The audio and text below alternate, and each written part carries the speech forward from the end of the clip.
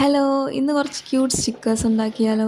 ഇതിനായിട്ട് ഞാൻ ആദ്യമേ തന്നെ കുറച്ച് പടങ്ങൾ പിൻട്രസ്റ്റിൽ നോക്കി വരച്ചെടുത്തിട്ടുണ്ട്.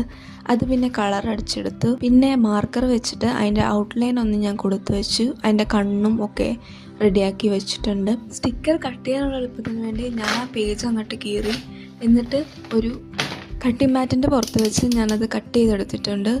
ഈ കാണുന്ന കട്ടിംഗ് ടൂൾ വെച്ചാണ് ഞാൻ കട്ട് ചെയ്തത്. അതായിരിക്കും കുറച്ചും കൂടി ബെറ്റർ എന്ന് എനിക്ക് തോന്നിയത്. ആദ്യം കട്ട് ചെയ്ത അത് അങ്ങനെ അല്ലായിരുന്നു കട്ട് ചെയ്യേണ്ടത്.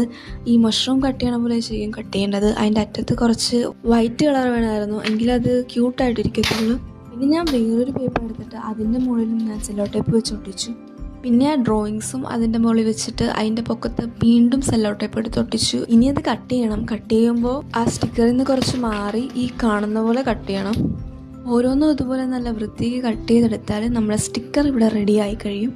അപ്പോൾ ഇതാണ് നമ്മൾ ഉണ്ടാക്കിയ എല്ലാ സ്റ്റിക്കേഴ്സും. ഇനി ഇത് ഒട്ടുവാൻ നോക്കണ്ടേ. അതിനായിട്ട് ഞാൻ എൻ്റെ ജേർണൽ ബുക്ക് എടുത്തിട്ടുണ്ട്. ഞാൻ എല്ലാതും ഒട്ടിച്ച് നോക്കി, എനിക്കെല്ലാം ഇഷ്ടപ്പെട്ടു.